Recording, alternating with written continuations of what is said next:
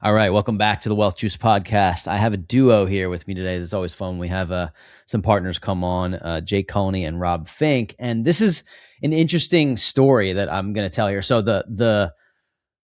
I think I think Jake sold two properties for me. One of my first two rental properties I had in South Jersey. He actually was the agent that sold them.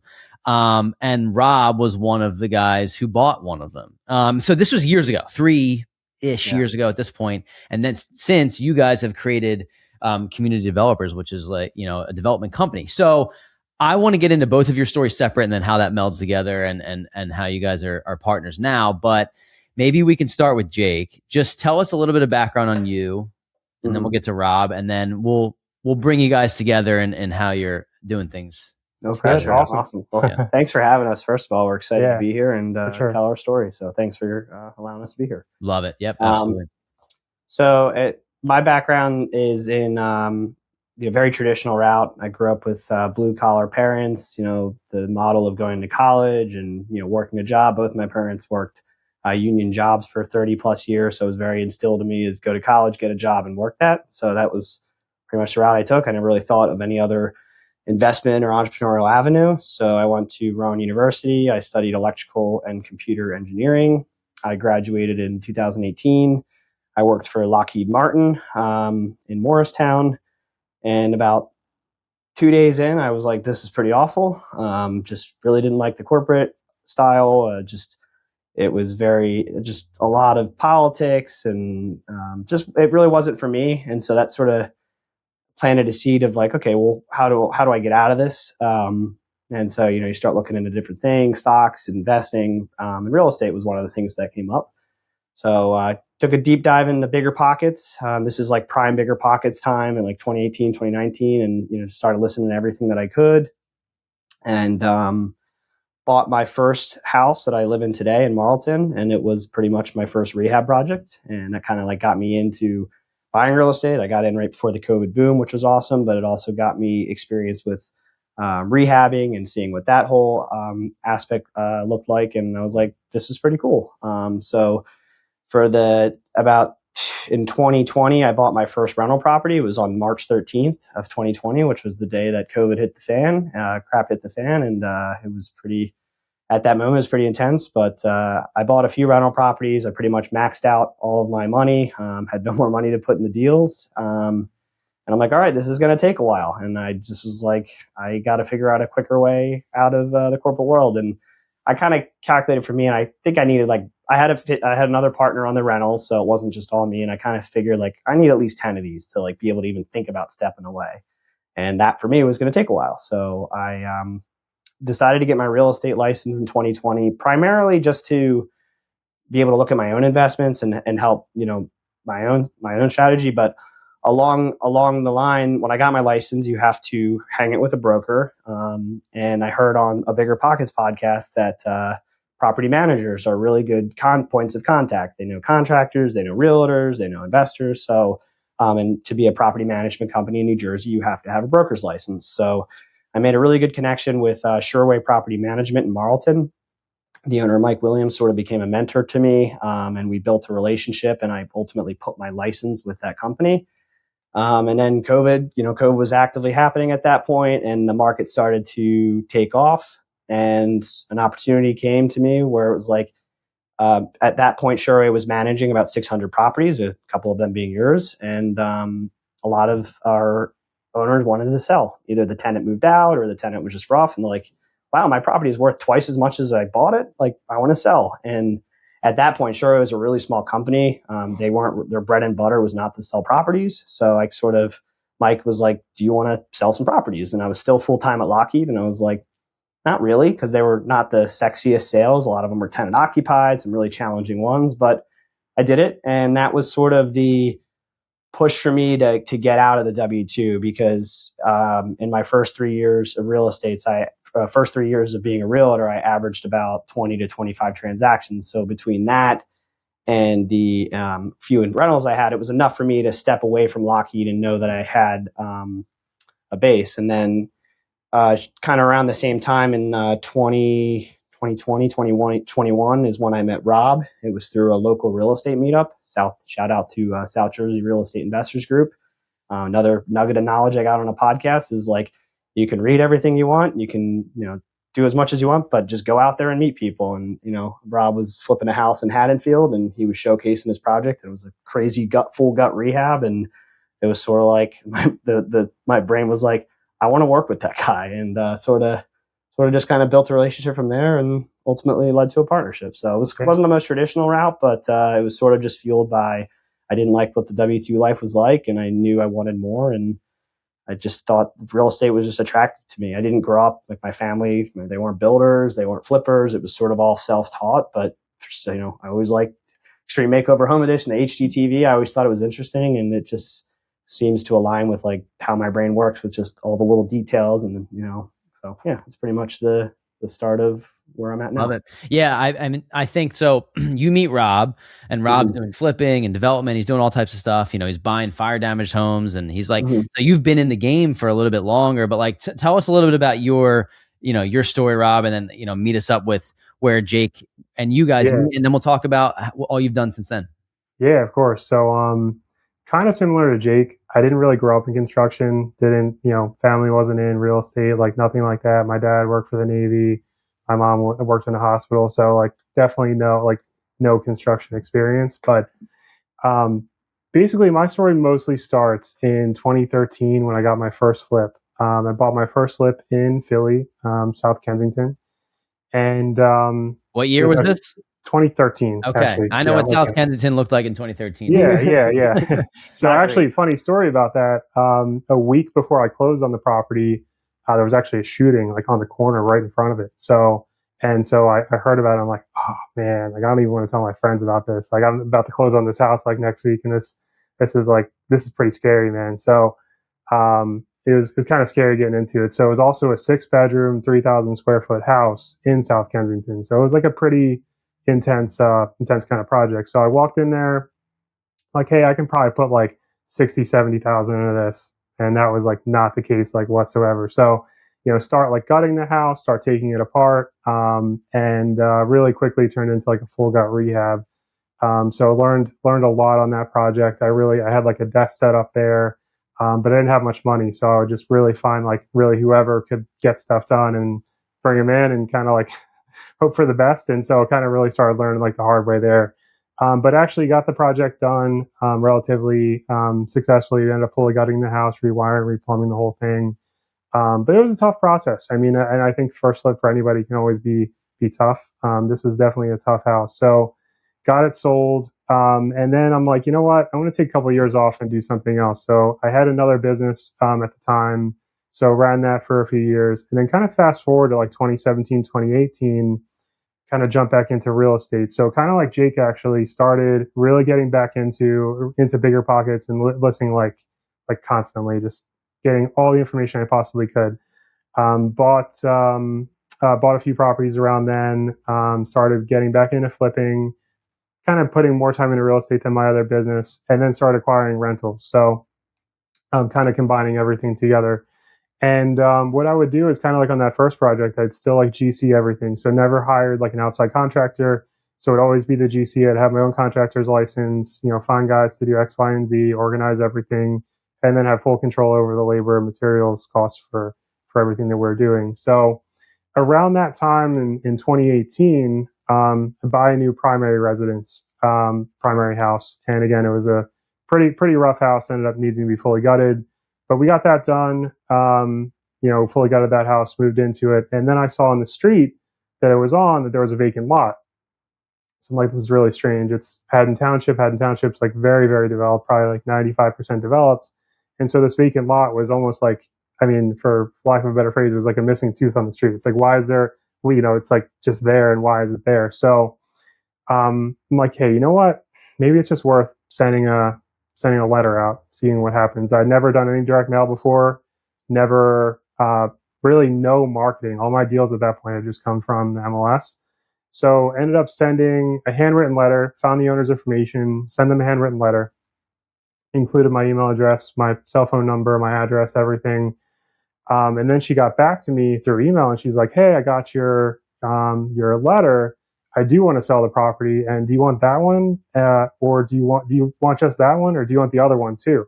And I was like, I didn't know there was another one. Okay, cool. I'm like, yeah, I want them both. So basically ended up making her an offer on the properties. And she just wanted to get rid of them. They had been in her family for like 50 or 60 years. She somehow kind of got stuck with them, didn't want them. So I ended up making an offer for like the tax assessed value of the property. And part of the reason, and that's generally low, but part of the reason for that was that we knew that these lots were undersized, meaning like in order to build on them, you need a variance. So ended up buying those lots, both of them, made an application on one to build. And I think that I'm like, hey, bought this lot. It's in kind of a rough street. Going to go in, apply to build a house. Everybody's going to be supportive, right? Kind of like a no-brainer. So I end up going in there into the planning board to make an application and end up finding out that this woman who sold me the property had intended to sell the property to another family member. So he comes in the planning board kind of like guns blazing. He's like, this guy shouldn't be developing here. This was like my family's land, blah, blah, blah. So the planning board ends up kind of like buying the argument and denies my application. And we end up actually in a pretty long battle to build a house there. So fast forward quite a bit of time, we end up building a house there. And that was actually my first full house, my first actual development project. Ended up building on the second lot as well. But yeah, it was a little bit of a rough road to get into it, but some unexpected and stressful things. But that kind of got me into learning how to build a house. So if you've ever tried getting a mortgage, which I'm sure many of you have, you know how daunting and discouraging it can be of a process. The slow process, paperwork, being told no without any real explanation. One time we were even told that taking out a home equity line of credit on an investment property wasn't even possible. So that all changed when we were introduced to Neo Home Loans. What makes Neo different is literally how they approach lending. They're not just checking the boxes. They're legit problem solvers. They look at your entire financial picture and explore multiple angles, literally until they find a strategy that works.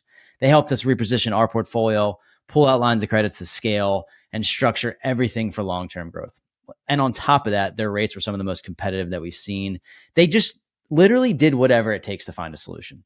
For us, Neo has become our liability advisor, the same way you have a financial advisor on the asset side for the liabilities. If you're serious about building wealth through real estate, it's worth sitting down with them and getting your lending strategy dialed in. If you want to book a call with them, click the link in our show notes. Their team is unreal, but don't just take it from us. Find out for yourself. Love it. Yeah. So the development has become a big part of what you guys do. I'm curious about, everyone talks about networking, like go to networking events, talk to people. Most people don't know what to say, what to do, or how to even take action from that. But you guys were able to meet, you kind of melded skill sets together. So I'm very curious about community developers, how that was created and how you felt that you two would become good partners on it. Like, what do you each represent in the business that you guys do? Yeah. So basically, when I kind of first met Jake, he was, doing a couple of projects here and there, and kind of like you said, working with Sherway. And so he's like, oh, is there a way I can help? So he started helping me at the time. I was having my daughter a few years ago, and just she was about to be born. I'm like, hey, I need help with some of this stuff, project management, running around. So he kind of started that way, and we just kind of like started small in not a partnership, but just more like a project management thing. And over a couple of years, he's kind of wanted to do more. And I also kind of realized that it's kind of time to do something a little bit bigger. And obviously, like working with Jake, he's just very, very intelligent, very organized person, and really everything that makes a great partner, very trustworthy. So everything just really made sense. I mean, he wanted to do it, and we wanted to grow bigger. So we kind of just agreed that like our skills together were stronger than they were apart. So, for sure. I work with Rob as a project manager for, about 2 years. And I think over that time, managed about maybe 15 houses with you, 15 flips that Rob was doing. These were Rob's properties. And I just pretty much, Rob would say, all right, we got this house. This is the scope. Here's the budget. Like, let me know when it's done. And, Rob would obviously have input throughout the process. But for me, I kind of would meet with the contractors. We have a few employees that work for us. We'd sub stuff out. And I really got the experience of like, I had flipped a couple properties before, but mainly I came up with the scope of work and I hired a GC. So now this was really like my first time, being hands-on and really directing everything. And I think I knew enough to be dangerous about properties, but there was so much that I just wasn't aware of. And Rob really taught me like a tremendous amount of construction knowledge. He's someone that loves watching various YouTubers and construction and building science, and he's really instilled a lot of that knowledge in me. And so after about 2 years, I got to a point where I was like, either we do it together, or maybe it's, if it doesn't make sense, then we do it apart. And we just both agreed that it made more sense, that we were better together. And I think this 2025 was our first full year. Really, January was the beginning of Community Developers, January 2025. So it was our first full year of partnering together. And we had some projects that were kind of in the beginning of the year that were closing out, that were his, and it was a little bit of a weird transitional issue. But now, heading into 2026, it's everything that we do is flipping and new construction wise is together. We're working on a laundromat together, and it's been good. So the way that we kind of see the way that the partnership really works well is Rob is he's an intelligent person. He's really good with like figuring out the deal. He's really good at analyzing it, figuring out how to finance it, ultimately just figuring out how to put it together. And then I think my skill set comes in. I'm just very detail oriented. I'm very organized, or try to be very organized. And it just helps when there's all these little details and nuances to a flip. And I just think that the way my brain works, it just meshes really well with that. And then Rob handles the disposition and selling the property. So it just made sense. And I think we like stay in our own lanes, and for sure. Yeah. I'm definitely, I like when details are correct, but I don't like executing details, I guess, is probably what I would say. So Jake's really great with that stuff. And I definitely like kind of focusing on the bigger picture a little bit more. But at the same time, like I kind of have a passion for construction and stuff. So I like, understanding everything that kind of goes into construction. So, yeah. Cool. Yeah. Well, I mean, I'd love to, if you guys could walk me through like a specifics of like, what would be an ideal situation right now, and how would the deal flow? Like if you were like, okay, we bought this plot of land from X person, maybe even if you could just talk numbers, or talk about a deal that you did in 2025 that worked out. Like we bought it for this, we built it for this, or we renovated it. Like I love to hear, because people are interested in development, but the actual walking through, who are you buying this from? Who's your end user? How do you fit the pieces together?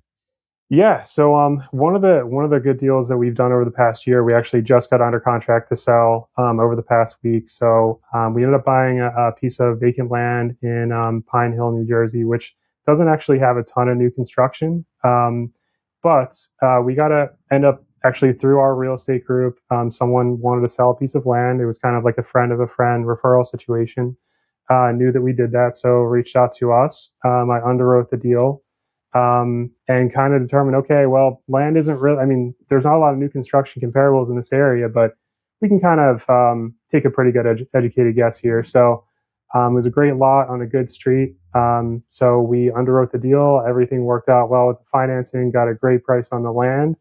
And then we actually found a new model to build on this particular property, because in other areas that we built, we kind of had values that are a little bit stronger. So we found a model, and Jake and I actually worked together on kind of refining a new model to build in an area that doesn't have values that are as high as some other areas we worked in. So basically got the deal locked down, and then we both worked together with our architect and engineer. And then once construction started, that's kind of where Jake picked up. Yeah. So it's, like I said, Rob handles the due diligence, underwriting, figuring out the financing. And do you want to just briefly touch on the finance? Like, how do we fund these projects? Yeah, sure. So typically, like almost all of our projects, we do hard money financing on our flips, and in our new construction as well. Typically, like our terms aren't as good on the new construction, but it's a similar arrangement where, we're applying to the bank. We're getting typically 90% of our costs funded, up to 75, well, usually 70% of the after repair value of the finished property. So usually it's pretty much hard money for the most part. And then obviously our own money for the down payments as well. We do typically, sometimes we actually do bring in investors, but on a lot of the projects we're self-funding. Yeah. And so once we close on the deal, we have the financing lined up. At that point, we've already been working with our engineer architect, working on our plans, working on our permits.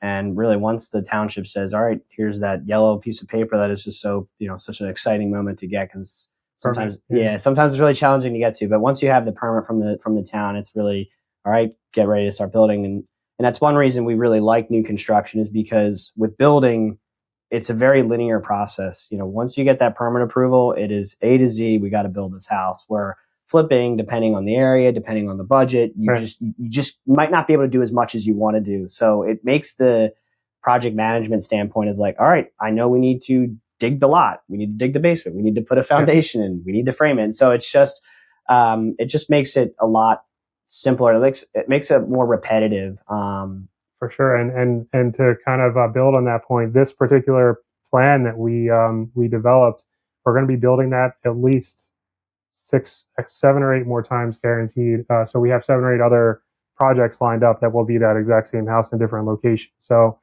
just like Jake's saying, it's a very repeatable process. It's not like we're flipping one house that's built 1930 and another built in 1970. It's like we're going to keep building the same house because we're going to build a system around that house and the other models that we have. So. And it gets very, like the timeline's very definitive. Getting the permit can be variable because just different towns have different requirements. But once you do have that permit, the actual building timeline is we're perfecting we're getting better with our systems, and we're getting to a point where we're building houses in about 90 to 120 days. And with doing the same model, the first time is always a little the hardest. You make mistakes in materials. You have to spend a lot of extra time, ordering certain materials. But when you do that second model and the third model, it just becomes like, oh, we need the windows. All right, copy paste this order. Oh, we need this. And it just makes it a lot easier. So right now, like our current portfolio is we're actively constructing about 5 houses, and we have another about another 8 that are in kind of planning, engineering, permitting stage. And that sounds like a lot. If I were to tell myself a few years ago, when I went through my first new construction project, when I was working for Rob as a project manager, it was a lot of like going through it the first time. It was like, Rob would be like, all right, we got to do this, this, and this. And we'd get through that point and be like, all right, Rob, what's next? And it was sort of just like, it was not really a system. It was very overwhelming. And then getting through it the first time and then doing it a second time was like, all right, I know the big picture here and I know the steps. And so it then became more of like a game for me to be like, all right, I know we're going to be doing this in a month. So what things do I need to be worrying about right now? Materials, schedules, what things do I need to be worrying about now? And it just really took off. So if I told myself a few years ago, like you'd be managing like multiple projects at a time, I'd be like, yeah, no way. I would never want that stress. But like anything else, you build up confidence, you build up repetitive process, and things just kind of become like second nature to you. So it sounds like a lot. I think it feels like a lot sometimes, but it's sort of just like moving, pushing things along. And, Well, I mean, it's like anything, fellas. Like, you did something once. Like I always tell people, we teach people how to get into real estate. And your first deal, I think personally, I still think it was the most challenging in my head, the hardest one that I did, because I didn't know what I didn't know. And then buying the second, third, fourth, like it becomes easier. Now the scale is a little bit harder too, but that first one is the hardest deal. I'm wondering if you guys are able to share, you don't need to dive into specific numbers on a specific deal, but like if you're like, hey, I know if I can get this plot of land for $200,000 and it'll cost me $350 to build, and we sell for $700 to an end user, is that like, can you give me some, how you figure out if a deal is like, this is a go, I want to move forward? Generally, the most important thing is that our total cost, so land plus construction, needs to be about 70% of the after repair value of the property. So in other words, if I know, something is going to sell for $1 million, usually we're a little lower, but for the sake of the example, something's going to sell for $1 million, I know our land plus our construction needs to equal $700,000. Otherwise, maybe if it's higher, we can do the deal, but that just means we're coming up with more money out of pocket than we're required to. So then it becomes a question of like, okay, well, is it, maybe the appraisal came in light and maybe we can still make it work. But anyway, that's kind of like the first step. And then after that is looking historically at our projects to see, okay, if we're building this particular model, we already know what it costs because we've already built it. Or if we haven't, we generally know what our cost per square foot is to build for everything. And we actually now we're much more granular with that now in different categories in a system that we built. So it's really just as simple as, okay, we're going to take our per square foot number, multiply it by square footage, equals this plus land. Is that 70% of that $1 million or is it not? And then obviously if it's a lot lower than that, then we have a really good deal. So if it ends up coming in around 60 to 65%, then it's a really strong deal. So would you recommend somebody that's getting started to be the GC themselves as opposed to like hire a GC out? I'm curious, like, it's basically like headache on the stuff that you have to figure out or headache on managing someone else. Like you're not going to avoid the headache, but it's like, maybe it depends on the personality of the person, but give me And here's the reason why I'm asking the question. There's members of our community that were working through a 203k, like, a loan. And I've given them a couple options. Okay, you can use this contractor. It's going to cost you $60,000. They're going to do everything. You have to manage that contractor. You could piecemeal this thing together for yourself and do it for $40,000 or $45,000. Here's the difference. You're going to spend a lot more time at the property. You're going to be managing a lot more. And if your goal is to hold it for 10 years plus, does the $15,000 difference that you're going to save, is it going to matter in the long run? And also then the quality of work comes into play, that whole thing. So give me what you think. If someone's getting started, do you recommend they go the route of like, manage this yourself, learn what you what you like, what you don't like? What's your take? So I would, that's a tough one because I think it really depends. I know that, so I have some friends. So I have a friend that does syndication and he's like, I don't really care about the details of the construction. I just care about the big picture. And that's one way to look at it. But the way that I look at it is that when we're kind of involved in our particular field in development and construction, I just think it's so necessary to be able to make money that you have that construction knowledge. So if you tie that back to GCing on like your first flip, I think that it's just such a learning experience. And if you end up spending a little bit more money, even if you have to like redo things here and there and you have to like, spend a little bit more money than you plan, just the education of saying, okay, well, this guy messed this up and then now I have to go fix it. And then remembering that and knowing that for the future is just so important, and just kind of learning through some of those mistakes, because you can watch the videos, you can hire a GC, but to be able to troubleshoot something effectively and like save yourself money in the future, I think that GCing stuff is really important. And to be honest with you, I made a lot of mistakes on my first flip. So I had a guy come in, did a bunch of framing, ended up having to rip it out and redo it. And I learned from that. I still remember what it looked like. And I'm still, think to myself, wow, that was pretty crazy that he did that, because now I've seen it done well so many times. But and that happened with a few things in that project. But yeah, I think it's so important it's almost better than college. I mean, for like, it's just such a learning experience. So yeah, I feel like for your first deal, and it really depends on like how much time you have. If you work 80 hours a week, it might be hard. Yeah. But regardless, I think if you hire a GC to do a project, and this was a mistake I made on my second flip, was, and it's basically I gave them the scope of work. Here's everything we did, and then I just trusted them to do it all. And I got to a point where I wouldn't stop by the property for weeks. And so, regardless if you decide to GC it yourself or you hire a GC, you need to be stopping by the property at least once a week, if not multiple times a week. You need to be asking questions. You need to see the project through the phases, because like that's the best way to learn. That's the best way to catch things. And don't just put your full trust and faith in somebody to do it. Even if they tell you a great story, it's just, you're setting yourself up for failure. In the case of that second flip, he flipped a property for me first and went pretty well. So then I had some trust for him the second time, and I wouldn't stop by the property for weeks. And then started just like, hey, you said you got the permits open, like, and I didn't know anything about permits at that time. Like, why aren't the permits there? I called the town. The town's like, we don't even have a permit application for this house. And then I find out the guy's like sleeping over the house, and it just blew up. So I guess I say, like, for your first deal, it's definitely okay to hire a GC. You don't have to figure it out yourself, but don't just trust that person, like, he knows everything. Whatever he says is God, and I'm not going to question it, because I think that's where you can lead to some issues. Hey, let me pause the episode real quick. Let me know if this sounds like you. You're making six figures, you're climbing the corporate ladder, investing in your 401k and your Roth IRA, and maybe even a brokerage account. But deep down, you're asking yourself, is this really it? Like, am I just going to do this thing for the next 30 years and hope to retire in my 60s? That was exactly us just a few years back. We were curious and excited about real estate, but overwhelmed and without a roadmap. If you fast forward to today, we've built a portfolio of over 80 cash flowing units and grown our net worth to over $2 million. We made it our mission to help busy professionals like you take that same leap and start building generational wealth for yourself and your family. That's exactly why we created the Wealth Juice Inner Circle, a private real estate investing community designed to help you get your first rental property under your belt in as little as 90 days.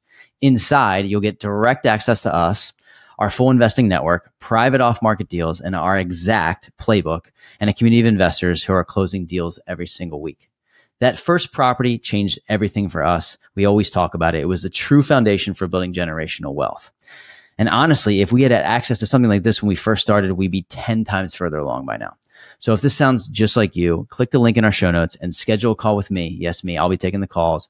We'll go over your goals, map out a plan, and get you ready to close your first deal. Let's get it. I think building trust with your contracting team is paramount, because I've had situations where I would consider myself a relatively experienced investor. I had a plumber come over to my house. I've told this story a couple of times, to my primary residence, and he told me that I needed to rip up the ground outside because I had just a main sewer line clog. And he's like, I put a camera through, and you see this, and you have to rip this out, 10 grand.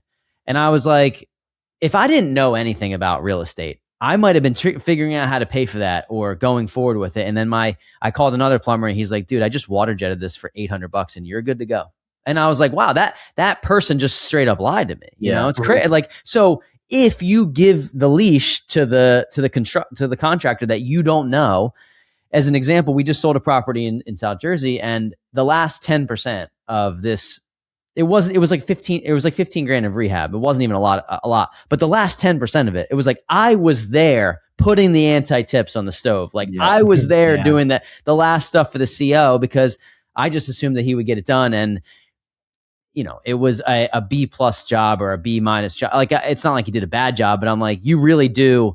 Just like if you hire a property manager, you hire a construction manager, you still have to maintain your set of standards, or I think the project could go in all different types of directions. Evidently, you guys are, I'm sure, both aware of that. So you're going to, you can't go into this game thinking that every project's going to go smoothly. Like, you are going to get burned and you're going to have really hard times, but it's just like, just going back to the bigger picture of why you're doing it, and just knowing like, okay, it sucks right now. And there was at one point in my second football, I just wanted to quit altogether and just give up on real estate. And like, I look back on that experience now and some of the troubles I had, and now we just handle them like, oh, okay, yeah, this guy's, trying to screw us over. We're just going to fire him and hire somebody else. Versus like back then I was like, oh, all right, no problem. We can do it again. Like, try again. And just giving them so many chances. You learn what good work looks like too. I mean, I was just showing a couple properties in Philadelphia today for some potential buyer clients. And I walked in there, and because now I know what good work looks like versus like, oh, they just threw this stuff together, and like for somebody who's buying this property to live in as a primary residence, which is some of your end users, right? Like, you want to make sure that the work that gets done is high quality so that they don't have problems in a year or 2 years. And then guess who they're going to, like, even if they don't call you because maybe they can't contractually, like, you think they may know who built the property. That's not a good reputational thing. So it's that, to me, I think is, doing things the right way, which I know you guys are. And just like, every deal you learn something new. And that's the cool thing about real estate. So I'm curious about your goals for 2026. You've done, it sounds like 5 to 10 deals in 2025. I don't know the exact number. You might've mentioned it. And then 2026, first full year, or maybe second full year in business with you guys. What are you looking to accomplish this year? What does community developers have on the docket? So we actually, we started planning our goals last week, and we don't have definitive numbers for you yet, so I apologize, but we're definitely going to be doing a lot more than we did last year. Jake and I, like Jake would kind of mention, we're also investing in laundromats as well. So we're doing a little bit more of that. We'll be doing a lot more development in 2026 and also more flips than we did in 2025 as well. Between last week and this upcoming week, I think we're closing on 5 flips total. So yeah, well, definitely project volume is going to be up. Yeah, our goals, to paint the picture, our goals for 2025 are essentially 10 flips, 10 new construction projects in terms of either finishing or starting, and then 1 laundromat. And I think we had one other, we had a social media goal. 2026, we're pretty much expanding on that. So we're trying to take the experience that we have. We feel like we've really perfected the single family home development space. We've got systems defined for flipping. And now we're saying, well, what's the next step for us? So in the development space, we've done a lot of single family home lots. And we've done 1 minor subdivision, which is where you take a plot of land and you chop it up into at most 3 lots. And it's a bit of like the next step where you're going to the town, you have to get approvals potentially. You're doing a little bit more scrutiny. So we've done 2 of those now. And for 2026, our goal is to maybe take the next step and to do a larger project. So maybe like, well, what we were talking about is maybe like 4 to 10 townhomes or, a small little neighborhood.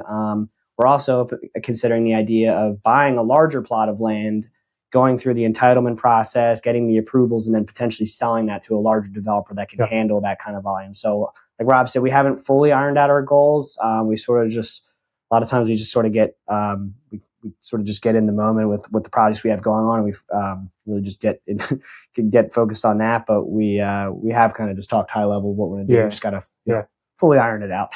Love it. Yeah.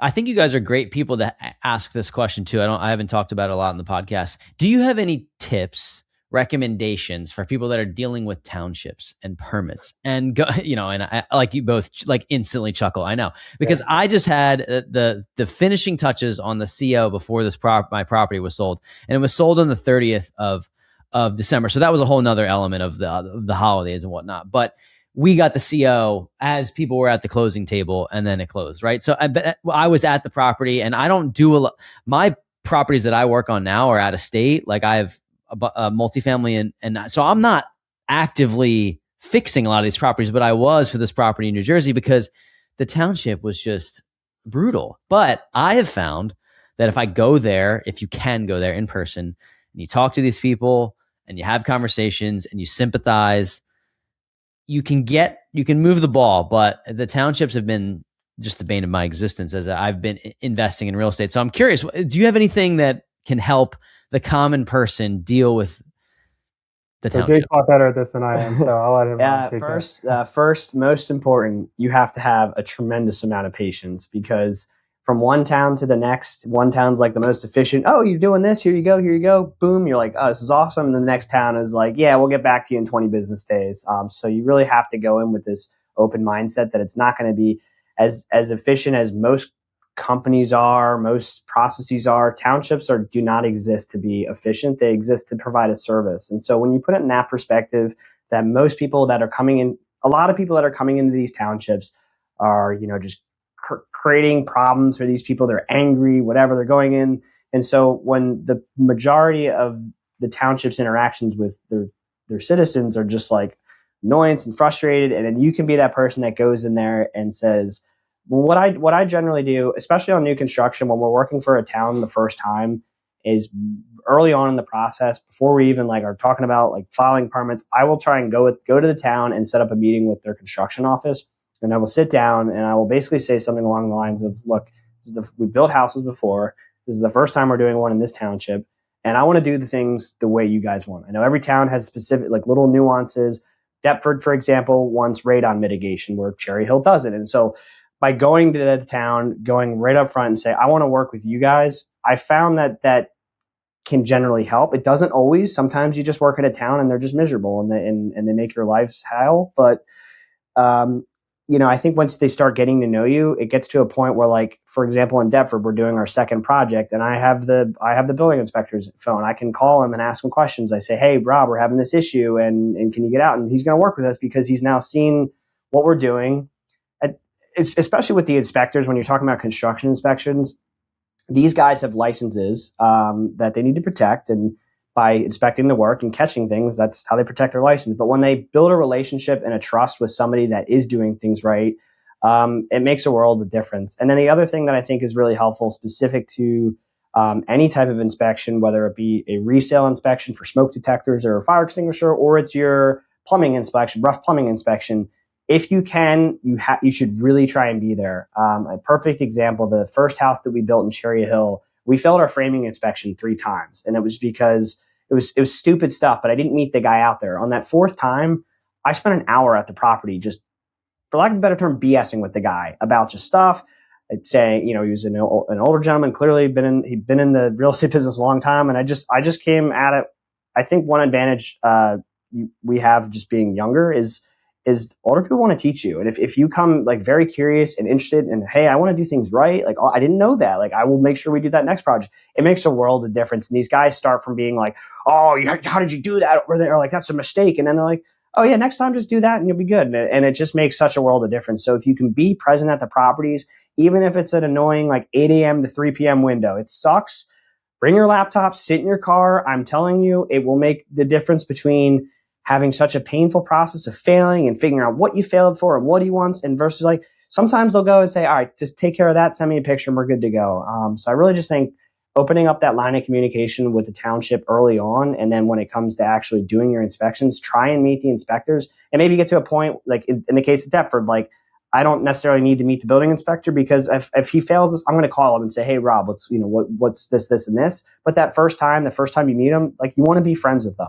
It doesn't always work. There are inspectors we have that, like, I've tried every charm trick I can think, and it just doesn't work. But you just try and be friendly, and ultimately it's like, I'm there to try and make your job easier. So if you just tell me what we failed for and what you're uncomfortable with, I'm going to correct them the first time. And then when you come back, it's corrected. You don't have to think, I told you to fix this and you didn't. What the heck? You're trying to hide this from me. And so it's really just like opening up that line of communication. Yeah. It's another small thing that I think is really important, that I think we do a good job with, is always keeping a clean job site. So, or need outside of the house, need inside of the house. So whether it's a CO inspection or a construction inspection or whatever, we want to, just present a good impression when they're if their first impression is walking into the project and they're stepping over debris and stuff. I know this for sure. The electrical inspector said, like, if I walk into a job site and it's dirty, I will walk out of the property. And so it's like, it just sets not only for the inspectors, it sets the right stage for when they walk into the property, but it also your sub. So if your electrician shows up to your property and it's trash everywhere,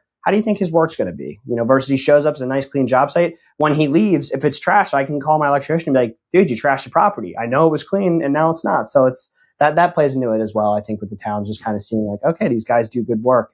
And by the way, this works with appraisers as well. It's happened to me very recently that appraiser said to me, when he got to the property, this looks nice. I'm like, we got it, baby. We got the number, so like that type of thing. And until AI turns us all into robots, like I think that, which is, inevitable, right? We'll all be robots. Until that happens, I look at inspectors or people that work in the township or anyone, it's like, they're like a referee of a football game, right? So it's like, naturally, if you're screaming in this person's face, they are human. Like, they're not going to just be nice to you because like that's their job. Like, it's like I brought, it was either not an appraiser, because it was an inspector. I literally had donuts from my contractor and I just gave him some. And it wasn't like, it was just because I was there and and I already know that he's not going to be able to pass me if something isn't passable, but it's just like, it's a smoother transition. It's an easier process. So it's like, I think that, again, we preach relationships,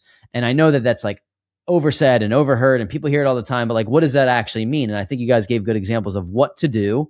And that makes your life and your job easier, because these people, if they don't like you, they can't do anything illegal, but they can make your position and what you're doing a lot harder to be successful. Absolutely. So I love it, guys. I think it's great. I'm curious if you felt like you left anything out. I feel like we covered a lot here, but we covered what you wanted to do next in your goals. Your social media it seems like it's a big presence for you guys. Anything that you guys left out you feel like you wanted to add? I think one of our goals for 2026 is to grow our social media, and we shout out community developers on Instagram is primarily where we post, but our goal this year is to bring on someone, maybe part-time, full-time videographer, editor, to kind of follow us along, because there's a lot of stuff that we go through that we try and cover in videos and stories, but we really want to take that to the next level. So towards the end of last year, we crossed the 1,000 follower mark, which was kind of a exciting little goal. We're trying to catch up to you guys. Not a competition. Yeah, I'm just teasing you guys. But we want to post educational content. We want to kind of share the journey that we're on, and somebody can get some nugget of knowledge out of it that can save them on a project. Awesome. If somebody sees what we're doing and says, "Hey, I got this piece of land. I never even thought about it," like, bring it to us. And like we talked about the one deal in Pine Hill and how that was sourced, and a lot of it's relationship based. So it's like, part of our deals are just on the MLS. We just buy it from a realtor, no big deal. And the majority of them are relationship based. And more recently, we've been building these relationships with, maybe younger wholesalers or people that are a little bit more green, that want to learn this game. And so we've had a few people now bring us properties where we sort of figure out a way to JV on it or give them a fee, and they can be along for the construction and really get their feet wet with just what new construction is. And that's been the theme is like, we like to teach, we like to mentor. Absolutely. I think that's really important for both of us, especially because we both mentioned we didn't really grow up in construction. So for me personally, like, I never really had a mentor. I didn't really have anybody teaching me anything. So it was all just like mistake based. learning. So we both really like teaching other people. So anybody reaches out to us, they say, hey, like we have this problem, like, can you give us your opinion or anything like that? Always willing to help. And like Jake said, if someone has a property where, they don't really know what to do with it, and like there's a way for us to JV on it and help them learn while also like just creating a win-win, we're always open to something like that too, for sure. Yeah, I think one of the things that sets us apart is like we have our business is spread kind of across a bunch of different things. So we have, we're doing the new construction, we're flipping houses, we're doing, Rob has a laundromat, we're doing our second together. We have Airbnbs, and so we've just encountered. You have rent, we both have rentals. We've just encountered a lot of different situations, and I accredit a lot of my confidence with handling problems to Rob, because Rob's the kind of guy that can buy a fire damaged property from you guys and be like, oh, okay, so we're going to do this, we're going to engineer, we got to fix that. And I'm like, that was my first fire damaged property. And I'm like, oh my God, this is insane. And you just have Rob has a way of just like taking this complex thing and just breaking it down and just simplifying it. And so if we can help somebody else in that same case, like understand something or walk through something and end the call, I'm like, oh my God, I feel so much better. Like we're happy to do that, because it's like we've had people do that along the way for us. Maybe not so much you, but definitely me. And it's very helpful. So that's why I think the ability, business is the ability to solve problems, and the bigger problems you solve, the more potential profit there is on the other side of that. Last question I have for you guys. I haven't been asking this recently. I want to get back to it. Like development, flipping, rentals, making money. Like that's the goal, right? But like, I'm curious if there's a why behind it. Like if there's something of what gets you out of bed every morning, like what motivates you to do what you do on a daily basis, because a lot of this is difficult. A lot of this is, you mentioned being patient, and real estate in flipping and development's a little different, but like Ryan and I are talking about how we're GCing these GPs on these projects, and they're long-term. Like we get paid, but the payouts are long. Like they happen later. So we have to have a strong why. I'm curious, maybe we can go one by one. What's the thing that keeps you guys going when it gets hard? So I kind of like, my initial plan in life was more so to be in like a finance kind of position, and I graduated college personally, and I'm like, I don't like it. And the reason I didn't like it is because of why I like real estate. And that's that in like a finance kind of role, like you see numbers and things, you don't really see like what it translates to when you're doing something in real estate, like whether it takes a couple of years, like you're saying, or whether it's like shorter, there's actually something visible and, for lack of a better word, real, that you're actually working with and like attaining.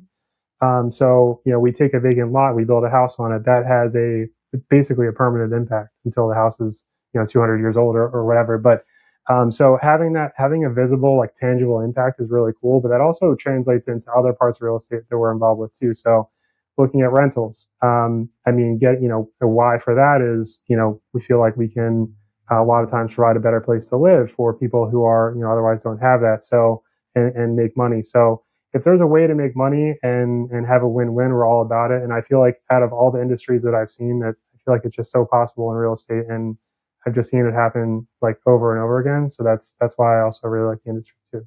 So yeah, I would say, I guess my why, like personally, is one, I don't want to go back to the corporate W-2. So that's definitely sort of like, I left in a way that was like, hey, if anything ever goes awry, things don't work out, you can come back. And I'm not saying like the corporate world is, the devil and nobody should work there. For me, it wasn't the right, I guess, setting to be in. It just wasn't like really what I just didn't feel good there. So that's like a big why for me to keep going, because the alternative is I go back to that environment and deal with some of the politics. And it's funny, like seeing some of the people I work with, occasionally we'll get lunch and like you kind of hear, they'll like, be arguing about the stupid little politics that I was involved with at one point. And it's like, it's a breath of fresh air that I'm out of that and I'm pretty much in control. I really like the aspect of being a business owner, like having control over your life, being able to prioritize things, because if you don't prioritize your life, someone else is going to prioritize it for you. And then I guess just like, personally, it's really just, to be able to go on travel with my family, my wife and I, I'm married now, but, hopefully in the next few years we're having kids. And I just want to, I grew up in a setting where my mom worked at night as a waitress from 4 to like midnight, and my dad worked as a plumber from 7 to 3. So I would get them from school, and one parent would be going out the door, one would be going home, and I just felt like I want to be there more, as much as I can, and I think that that's being able to have some sort of investment and some building your own wealth is really the only way to do it, because otherwise, you're going to climb the corporate ladder, and that's going to come with more responsibility, and you're working 80 hours a week, and you can't take time off because so it's really just like having control, being able to provide for my family, being able to spend time with my hopefully future kids, and just making some money. So. Yeah, the control I think is the biggest thing. To me, I always tell people, it's not about like the fleeting moments of going on vacation for, even if you're a business owner, unless you're absolutely crushing it and you can travel in Europe for 6 months of the year and your whole business is running without you, you're taking, like for me, it's like I'm taking the similar amount of vacations. That's not as I was when I was working W2. That's not the thing. It's more so the breakfast at 10 a.m. with my fiance, or going to the gym at 1, or I'm going to go drive and do this thing that I wanted to do today. I'm going to go play golf because I can in the day's time frame, rather than being strapped to, entering like numbers in an Excel for somebody else. So I mean, that's, to me, is like, that's the win. If you're able to control your time and your schedule, I think you're winning as an entrepreneur or business owner, or anybody that's trying to get ahead in this game. So I appreciate you guys coming on, man. I think this was awesome to hear your story separately, together. I love what you're doing with community developers. You guys are crushing it in South Jersey. I'm really excited to see what happens with community developers in your second full year, because that's when things can really get fun. So, where can people find you both? It sounds like community developers on Instagram is the best place to find you. Just let everyone know where to connect. Yeah, pretty much on Instagram is where we're biggest on. We do have a Facebook page, but I think the stuff that we cross post from Instagram, but primarily we're on Instagram. But as we, potentially, as we hire this person and get a little bit more serious with it, we may, go to other platforms. But yeah, community developers, you can message us there. We both have personal Instagrams, but we really just stick to posting businessy stuff on the community developers page. So like we said earlier, we're happy to connect with anybody. We're happy to problem solve for anybody, look at a deal, we've had a lot of people help us out along the way, and however we can help out somebody else and make it a win-win, then we're all for it. So that's pretty much the best way. Love it. Jake and Rob, thanks so much for coming on, fellas. This was awesome. And thanks for the opportunity. Thank you very much. Thank you. Before we wrap this show up, I want to leave you with this. If you're listening to the show, chances are you're doing pretty well in your career. You're making maybe 6 figures. You're putting money into your retirement accounts, maybe stacking some cash in a brokerage account, but you're still waiting for that next level. And here's the truth. Waiting just costs you time. Every month you're on the sidelines is another month you could have had a property paying you, and another step closer to financial freedom that you didn't take. Ryan and I know this because we stayed on the sidelines too long. We talk about this sometimes. We had the money, but not the guidance. And once we finally got our first property, everything shifted. It was the catalyst that built our entire portfolio and ultimately gave us freedom. And that's exactly why we built the Wealth Juice Inner Circle, to cut out wasted time, just give you the exact blueprint, and surround you with a network of people who are closing deals every single week. So if you're tired of waiting and you're ready to finally get your first deal, click the link in the show notes and schedule a call with me. Let's map out your strategy and get you moving before another year slips by.